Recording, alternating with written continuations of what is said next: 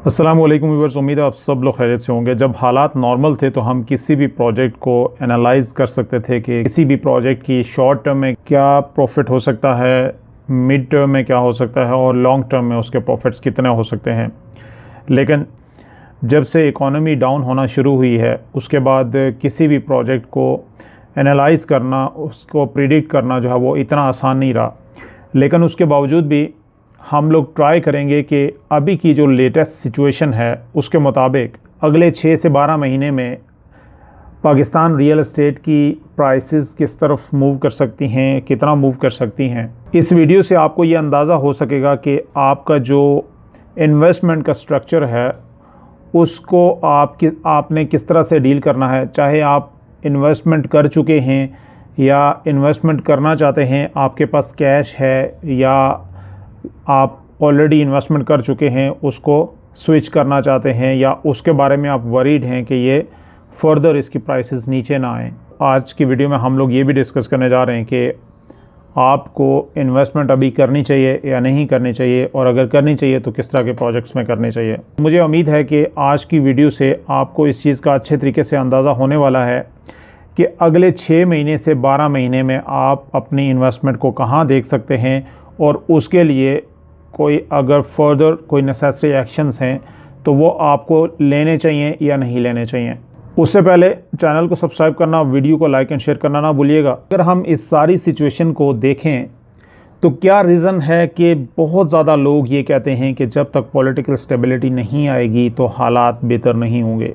Property की prices इतनी नीचे आ चुकी हैं, तो क्या हो जाना है ऐसा कि इलेक्शन के बाद जो भी अगली गवर्नमेंट आएगी वो ऐसा कौन सा जादू चलाएगी कि इकोनॉमी एकदम से बेहतर हो जाएगी, पाकिस्तान के पास पैसा आ जाएगा, वो इकोनॉमी में चला जाएगा और प्रॉपर्टी की प्राइसेस भी ऊपर चली जाएंगी, ओवरऑल इकोनॉमी भी स्टेबल हो जाएगी। ये जो फिनोमिना है इसको आज जानने की कोशिश करते हैं कि क्या रीज़न्स क्या हैं। जब हम ये रीज़न्स जान सकेंगे तो हमें ये आइडिया होगा कि हमारी आगे जो इन्वेस्टमेंट है उसके साथ क्या होने की पॉसिबिलिटी है। लेट्स से अगर अभी की सिचुएशन हम देखें तो इलेक्शंस को वैसे अगर देखा जाए लीगली तो 8-9 महीने बाकी हैं, लेकिन अगर लेट्स से 6-7 महीने, 5 महीने, 4 महीने इलेक्शन नहीं होते, तो जब तक इलेक्शन नहीं होते हर बंदे के माइंड के ऊपर ये क्वेश्चन है कि पता नहीं ये गवर्नमेंट रहनी है या नहीं रहनी, आगे हालात कैसे होंगे। तो इसकी वजह से क्या होना है कि जब कोई भी बंदा क्लियर नहीं होगा, लेट्स से अगर हम सिर्फ ओवरसीज़ पाकिस्तानी की ही बात कर लें, IMF से हमें $2 बिलियन के लिए उनकी काफ़ी सारी शराइत माननी पड़ती हैं। लेकिन अगर हम ओवरसीज़ पाकिस्तानीज़ को देखें कि जब वो वहाँ से पैसा भेज रहे होते हैं बाहर से, तो ये तकरीबन 2.5 बिलियन पर मंथ भी बनता है। तो पॉलिटिकल स्टेबिलिटी नहीं होगी तो हर बंदा ये फ़िक्र में रहेगा कि हमने अपना पैसा नहीं बेचना, क्योंकि करेंसी डाउन हो रही है, तो हम उस करेंसी में अपने पैसों को कन्वर्ट नहीं करवाना चाहते जो कि डाउन हो रही है। लेकिन जब उन्हें पता होगा कि करेंसी जो है वो स्टेबल है और अभी हालात बेहतर हैं, आगे गवर्नमेंट क्योंकि 3 साल के लिए, 4 साल या 5 साल के लिए आ गई है, तो अब जो है वो हालात बेहतर होंगे। एक तो ये चीज़ होगी, और दूसरा ये है कि जो भी नई गवर्नमेंट आएगी वो चाहे किसी की भी हो, उस गवर्नमेंट ने अपनी परफॉर्मेंस शो करने के लिए लॉन्ग टर्म पॉलिसी ज़रूर बनानी है हर एक सेक्टर के लिए। उसमें प्रॉपर्टी भी आएगी ऑब्वियसली, और उसमें यह है कि लॉन्ग टर्म पॉलिसी बनाने में जिसमें यह है कि लोगों की सेलिंग बाइंग ज़्यादा हो, उसके लिए मे बी कुछ टैक्स एग्जाम्पशंस भी हो जाएं या कुछ ऐसी पॉलिसीज़ आ जाएं कि जिसमें आपकी सेलिंग बाइंग जो है वो बढ़ जाए।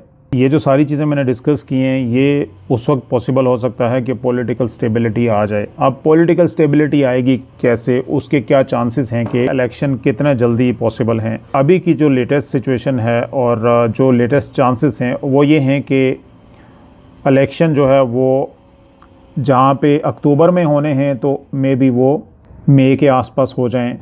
तो अगर लेट से मई में इलेक्शन होते हैं या इससे ऊपर नीचे 1-2 महीने होते हैं, तो उसमें क्या पॉसिबिलिटीज़ हैं। उसमें ये हो सकता है कि जो ही इलेक्शन होंगे तो हर बंदे का जो कॉन्फिडेंस लेवल है उसमें स्पेशली ओवरसीज़ पाकिस्तानी और जितने भी इन्वेस्टर्स हैं, इवन के पाकिस्तान के अंदर हैं और जो बाहर हैं, उनका कॉन्फिडेंस लेवल एक होगा कि वो फिर इस चीज़ के ऊपर सोचना शुरू कर देंगे कि हमें अब प्रॉपर्टी में इन्वेस्टमेंट करनी चाहिए। उसकी वजह ये है कि प्राइसेस अभी काफ़ी ज़्यादा गिरी हुई हैं। जब लोगों को ये पता चल जाएगा कि यार अभी पॉलिटिकल स्टेबिलिटी आ चुकी है, तो हम इस चीज़ से फ़ायदा उठाते हैं कि प्राइसेस कम हैं, हम इन्वेस्टमेंट कर लेते हैं। अभी गवर्नमेंट पॉलिसीज़ बनाएगी, लॉन्ग टर्म पॉलिसीज़ बनाएगी, मे बी टैक्सेस में छूट मिल जाए तो प्राइसेस ऊपर जाएंगी, तो ये जो बीच का मार्जिन है वो हमें लेना चाहिए। तो एक तो ये बहुत बड़ी मेन रीज़न है जिसकी वजह से प्राइसेस वापस अपनी जगह पे जाना शुरू हो जाएंगी। और दूसरा ये है कि मे बी इस चीज़ के भी चांसेस हैं कि सऊदी अरब या कोई और कंट्री जो है वो लॉन्ग टर्म पॉलिटिकल स्टेबिलिटी को देखते हुए अगर वहाँ से कुछ पैसे आ जाते हैं तो वो भी एक इकोनॉमी के अंदर एडअप होगा। और एक चीज़ ये कि आपको कहाँ पे इन्वेस्ट करना चाहिए अभी भी, और लेट्स से इलेक्शन के फ़ौरन बाद या इलेक्शन के अनाउंस होने तक भी अगर आप इन्वेस्टमेंट करना चाह रहे हैं तो उसमें मेरी सजेशन ये है कि किसी भी ऐसे प्रोजेक्ट में इन्वेस्टमेंट करें कि जो ब्रांड हो, मतलब उनकी हिस्ट्री अच्छी हो और उन्होंने पहले भी काफ़ी प्रोजेक्ट्स डिलीवर किए हों, तो उनके किसी प्रोजेक्ट में आप इन्वेस्टमेंट करें। और इसके साथ साथ चाहे आप इंस्टॉलमेंट्स पे करते हैं या फुल पेमेंट पे करते हैं, इट डज़ंट मैटर। ये डिपेंड ये करता है कि आप कहाँ पे कर रहे हैं और किस प्राइस के ऊपर इन्वेस्टमेंट कर रहे हैं। इसी तरह की इन्फॉर्मेटिव एंड इंटरेस्टिंग वीडियोस के लिए हमारे चैनल को सब्सक्राइब कर लीजिएगा, बेल आइकन पे क्लिक कर लीजिएगा, और अगर वीडियो अच्छी लगे तो इसे लाइक एंड शेयर करना ना भूलिएगा। नेक्स्ट वीडियो तक अपना बहुत सारा ख्याल रखिएगा। Thank you very much.